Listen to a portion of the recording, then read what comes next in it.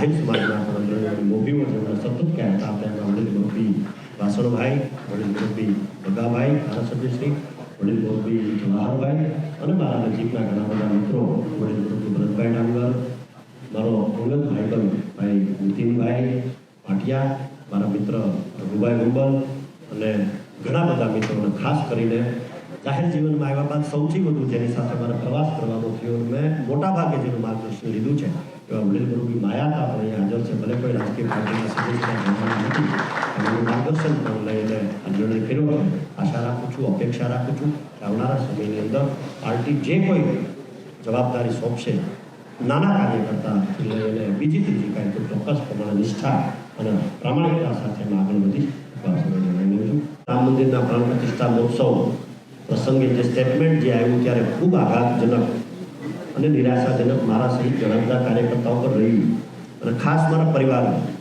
કારણ કે બધા જ ધર્મનો આદર કરીએ છીએ, એનું સન્માન કરીએ છીએ અને એ જ રીતે જીવીએ છીએ. જ્યારે આપણી કોઈ વાત હોય ને એની અવગણના થાય ત્યારે ચોક્કસ પ્રમાણે ઘરના મોભીઓ પણ નારાજ થાય અને ઘરના મોભી જો નારાજ થાય તો મને એવું લાગે છે કે વ્યાજબી નહીં. એટલા માટે આ નિર્ણય મેં ચોક્કસ પ્રમાણે કર્યો છે. હું કહું છું કે ત્યારે પણ કોઈને જે પાર્ટીમાં મેં ભૂતકાળમાં કામ કર્યું છે એમાં કોઈને દોષ દેવા માગતો નથી, કોઈનું ખરાબ બોલવા ઈચ્છતો નથી, કારણ કે આપણે એ માટે રાજનીતિમાં નથી. રાજનીતિમાં એટલા માટે છીએ કે કંઈક કરવું છે.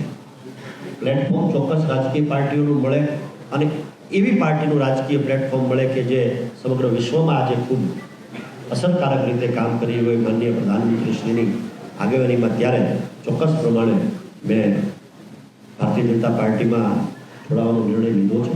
ગઈકાલે આદરણીય પાટીલ સાહેબ મારા માતુશ્રીની તબિયત ખરાબ હતી ત્યારે મારા ઘરે પણ પધાર્યા, ત્યારે પણ થોડી વાત થઈ અને ગઈકાલે જ કોંગ્રેસ પક્ષના તમામ હોદ્દાઓ પરથી મેં સવિનયપૂર્વક વિનંતી સાથે રાજીનામું આપ્યું છે. ભારતીય જનતા પાર્ટીમાં હું જોડાયો છું.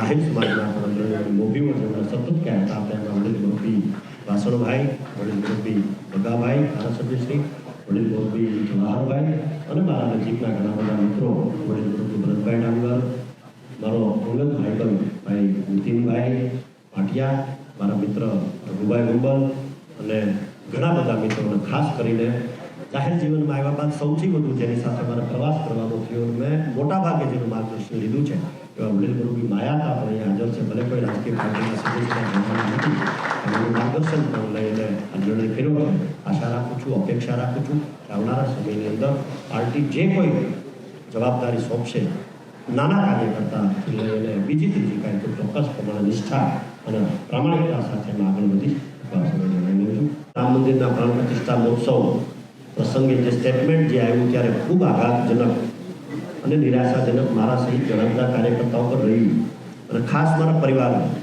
કારણ કે બધા જ ધર્મનો આદર કરીએ છીએ, એનું સન્માન કરીએ છીએ અને એ જ રીતે જીવીએ છીએ.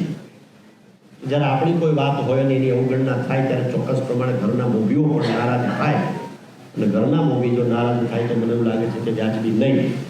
એટલા માટે આ નિર્ણય મેં ચોક્કસ પ્રમાણે કર્યો છે. હું કહું છું કે ત્યારે પણ કોઈને જે પાર્ટીમાં મેં ભૂતકાળમાં કામ કર્યું છે એમાં કોઈને દોષ દેવા માગતો નથી, કોઈનું ખરાબ બોલવા ઈચ્છતો નથી, કારણ કે આપણે એ માટે રાજનીતિમાં નથી. રાજનીતિમાં એટલા માટે છીએ કે કંઈક કરવું છે. પ્લેટફોર્મ ચોક્કસ રાજકીય પાર્ટીઓનું મળે અને એવી પાર્ટીનું રાજકીય પ્લેટફોર્મ મળે કે જે સમગ્ર વિશ્વમાં આજે ખૂબ અસરકારક રીતે કામ કરી હોય માનનીય પ્રધાનમંત્રીશ્રીની આગેવાનીમાં. ત્યારે ચોક્કસ પ્રમાણે મેં ભારતીય જનતા પાર્ટીમાં જોડાવાનો નિર્ણય લીધો છે. ગઈકાલે આદરણીય પાટીલ સાહેબ મારા માતુશ્રીની તબિયત ખરાબ હતી ત્યારે મારા ઘરે પણ પધાર્યા, ત્યારે પણ થોડી વાત થઈ અને ગઈકાલે જ કોંગ્રેસ પક્ષના તમામ હોદ્દાઓ પરથી મેં સવિનયપૂર્વક વિનંતી સાથે રાજીનામું આપ્યું છે. ભારતીય જનતા પાર્ટીમાં હું જોડાયો છું.